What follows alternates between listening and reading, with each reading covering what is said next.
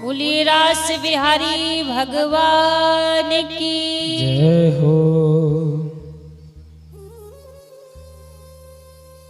यहाँ बड़ा ही सुंदर महारास हुआ।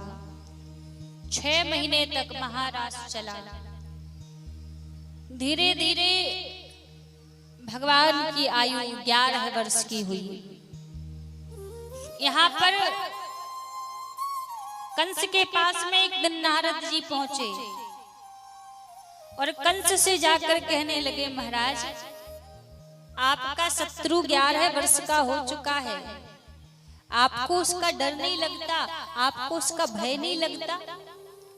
तो कंस कहते हैं, महाराज क्या करें, भय तो लगता है। मैं जितने भी राक्षसों को मारने के लिए भेजता हूं उनको, वो एक भी लौट कर नहीं आते, सब मर जाते हैं। मैं करूं तो क्या करूं? नारद जी कहने लगे, आप ऐसे उनको नहीं मार पाएंगे। यदि उनको मारना है तो आपके पास जो शिव जी का दिया हुआ धनुष है, उस धनुष को आप उस धनुष का धनुष यज्ञ रखिए और उस यज्ञ में ही आप कृष्ण और बलराम को बुला लीजिए और अपने ही हाथों से दोनों को मार देना। कंस ने बात मान ली, धनुष यज्ञ रखा। अक्रूर जी से कहा कि आप जाइए कृष्ण और बलराम को लेने के लिए। अक्रूर जी वृंदावन आए ठाकुर जी को लेने के लिए। साँझ की बेला में जब अक्रूर जी पहुंचे तो देखा तभी ठाकुर जी गैया चराकर लौट रहे थे। जब अक्रूर जी ने देखा और ठाकुर जी ने देखा तो जाकर प्रणाम किया और कहने लगे, काका कैसे आना हुआ? तो महाराज अक्रूर जी ने सारी बात बता दी ठाकुर जी को कि कंस आपको मारना चाहता है और आपको मारने के लिए धनुष यज्ञ के बहाने से बुलाया है। अब ठाकुर जी बोले, काका आपने मुझे तो बता दिया, लेकिन गलती से आप किसी ब्रजवासी को मत बता देना कि कंस मुझे मारना चाहता है, वरना आप लाख प्रयास भी कर लोगे तो आप मुझे यहाँ से ले जा नहीं पाओगे। कहा ठीक है। नंद भवन में पहुंचे अक्रूर जी। नंद बाबा और अक्रूर जी ने बैठकर भोजन इत्यादि किया। आपस में चर्चा चलने लगी। नंद बाबा ने पूछा, अक्रूर कैसे आना हुआ? तो अक्रूर जी बता रहे थे कि मैं 2 दिन के लिए कृष्ण और बलराम को लेने के लिए आया हूँ। उसी समय महाराज मैया यशोदा भोजन करने के लिए बैठी थी। मैया ने एक निवाला तोड़ा ही था, मुख में नहीं दिया, वो निवाला वही का वही छोड़ दिया। उठकर अक्रूर के पास आई, कहने लगी, अक्रूर ये क्यों कहते हो कि मैं 2 दिन के लिए कृष्ण और बलराम को लेने के लिए आया हूँ? साफ साफ क्यों नहीं कह देते कि भाभी मैं तेरे प्राण लेने के लिए आया हूँ?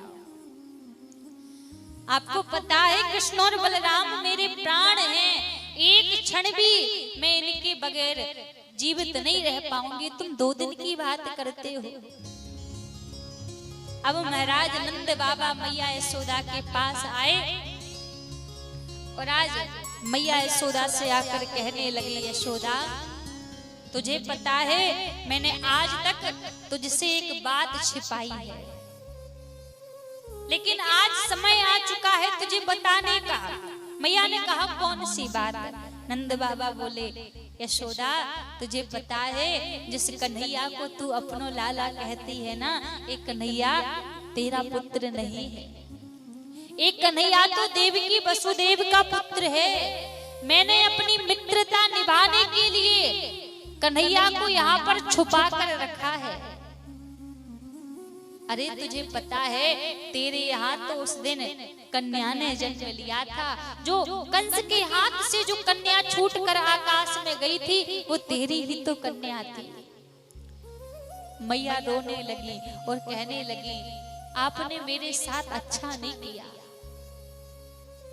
आप मुझे बता देते, मुझे मित्रता निभानी है, मैं संभाल कर रखती कन्हैया को। लेकिन आज जब ये 11 वर्ष का हो गया, तब आप मुझे बता रहे हैं कि मेरा पुत्र नहीं है।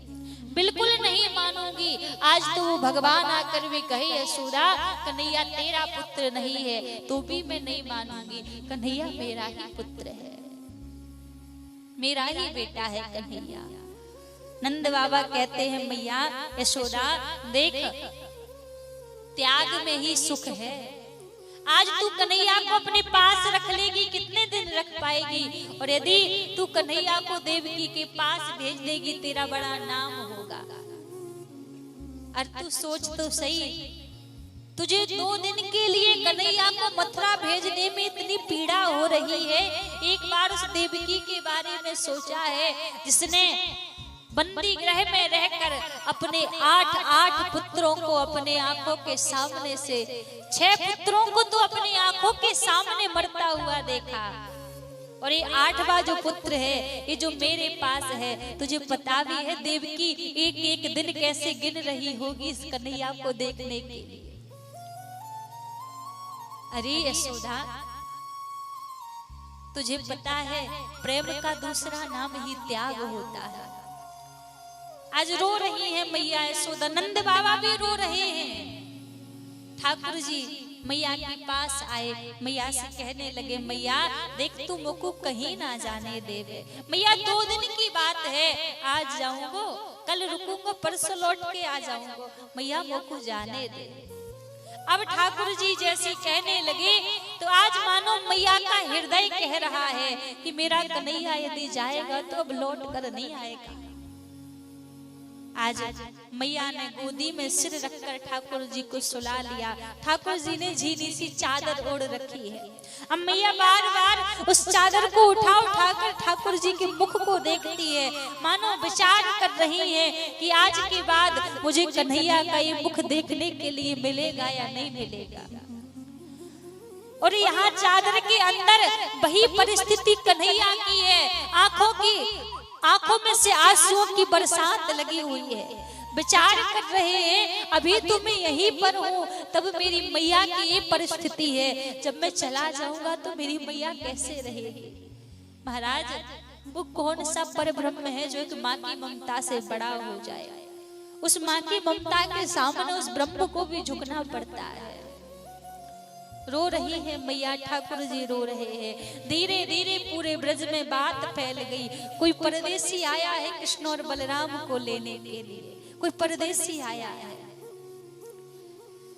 गोपियों को पता लगा, सारी गोपियां रात्रि में इकट्ठी होकर बैठकर चर्चा करने लगी। अरे हमने सुना है कल कन्हैया वृंदावन को छोड़कर गोकुल जा रहे हैं। सब बोले हाँ हमने भी सुना है। गोपियां रोती हैं और आपस में कहती हैं अरे कन्हैया बड़े छलिया है। लोग हमसे कहते थे कि गोपी हर कार्य करना, लेकिन कबो या कन्हैया से प्रेम मत करना। एक कन्हैया छलिया है, आज प्रेम करेगा, आज प्रीत लगाएगा और कल छोड़ कर चला जाएगा। आज ऐसा ही किया कन्हैया ने। पहले तो मुरली बजाकर हमें बुलाया, हमारे मन को चुराया, और आज हमें छोड़कर जाना चाहते हैं। गोपियां कहने लगी कि हम में से यदि किसी की भी मृत्यु आनी हो तो आज ही आ जाए, ऐसा कोई अपशगुन हो जाए कि जिस कारण कल कन्हैया यहाँ से जा ना पाए। महाराज, आज मानो उस ब्रज में कौन सी संकट की घोर अंधियारी रात्रि आई है। सब रो रहे हैं। भोर की बेला हुई, सारे ब्रजवासी मैया के द्वार पर रात्रि से ही खड़े हो गए कि कहीं ऐसा ना हो सुबह हम जाग ना पाए और हमारा कन्हैया हमें छोड़कर चल जाए। आज महाराज कृष्ण और बलराम घर से बाहर निकले, रथ पर बैठे। मैया सामने नहीं आई। रथ पर बैठे ठाकुर जी, और रथ पर जैसे ही बैठकर जाने लगे, एक बार सोचने लगे पीछे में पलट कर देखूं तो सही मेरा नंद भवन, मेरी मैया का आंगन कैसा है। और जब रथ पे से पलट कर देखा तो मैया यशोदा महाराज रोते रोते मूर्छित पड़ी हुई है द्वार पर। रथ से कूद पड़े ठाकुर जी और कूद कर मैया के पास पहुंचे, हृदय से लगा लिया। कहा मैया तू रो रही है? मुझको पता मैया मैं जा रहा हूँ इसलिए तू रो रही है। यशोदा बोली नाय लाला, मैं यह बात सुनाए रो रही, तू मुझको छोड़ कर जा रहा है। अरे मैं इस बात से रो रही हूँ, तेरी मैया देवकी ने कुछ दिनों के लिए तुझे मेरे पास भेजा था, पर मैंने तेरे ऊपर तुझे कितना परेशान किया। कन्हैया देख मेरी एक बात मानियो लाला, एक दिन तूने मेरी माखन की मटकी तोड़ दी थी तो मैंने तुझे उखल से बांध दिया।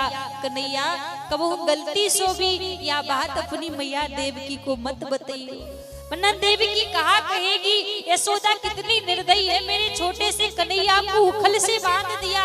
इस बात को यही छोड़ देना लाला, बताना मत अपनी मैया को, भूल जाना इसको।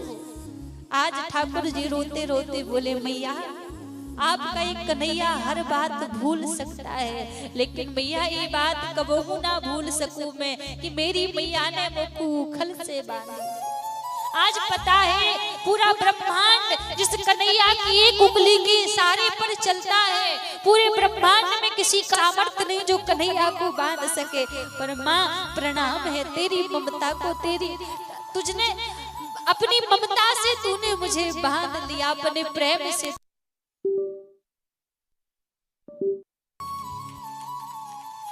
आज रो रहे हैं ठाकुर जी, आज मानो ठाकुर जी का हृदय भी फट रहा है कि कैसे मैं मैया से दूर रहूंगा, कैसे इस ब्रज से दूर रहूंगा। ठाकुर जी दोबारा जाकर रथ में बैठे और जैसे रथ आगे बढ़ा, अभी तक जो गोपियां धैर्य बांध कर खड़ी थी, अब गोपियों को लगने लगा यदि कन्हैया छोड़कर चले गए तो पीछे से हमारे तन से प्राण भी चले जाएंगे, हमारे तन में प्राण नहीं बचेंगे। आज भूल गई गोपियां कौन सास कौन ससुर कौन पति, किसी की लोक लाज नहीं रही गोपियों को, और जाकर रथ के सामने लेट गई।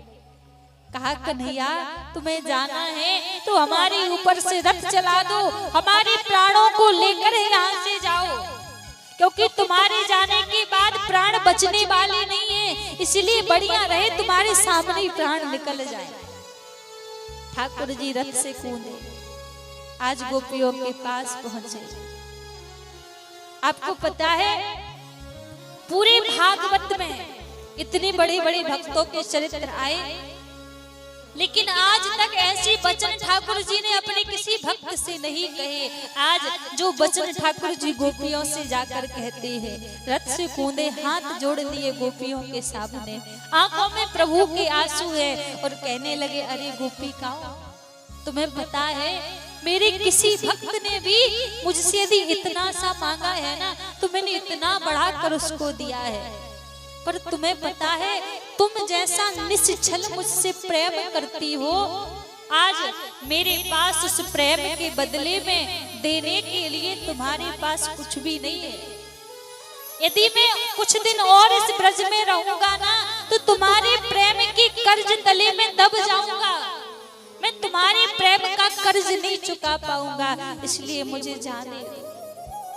एक गोपी कहने लगी अरे जब कन्हैया हमसे दूर जाने में इसको खुशी मिलती है तो इसकी प्रसन्नता में हमारी प्रसन्नता है। गोपियां उठकर खड़ी हो गई, क्योंकि सच्चा प्रेम वही है, प्रेम में कभी अपना सुख नहीं देखा जाता, जिसमें अपने सुख की लालसा हो वो प्रेम नहीं होता महाराज। त्याग का नाम प्रेम है, प्रेम में वस्तुओं का त्याग किया जाता है, मांगा नहीं जाता, पाया नहीं जाता। गोपियां उठकर खड़ी हो गई, बोले कन्हैया तुम्हें यदि हमसे दूर रहने में प्रसन्नता है तो जाओ, अब वृंदावन को छोड़कर चले जाओ, पर कन्हैया जहां रहो प्रसन्न रहना। ठाकुर जी फिर रथ में बैठे। जब रथ आगे बढ़ने लगा सारी गोपियों को लग रहा है कि मानो कन्हैया को हमारे ऊपर दया आ जाए, और ठाकुर जी रोने लगे। आज छोटे छोटे ग्वाल बाल रोक रहे हैं कन्हैया को कि लाला हमें छोड़कर मत जाओ।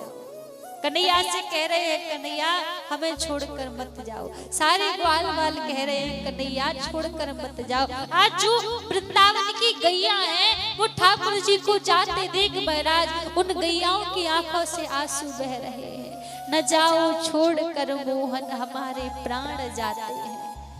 आप हमारे प्राण लेकर जा रहे हैं, सारे ब्रजवासी रो रहे हैं, सबकी आंखों में आंसू है।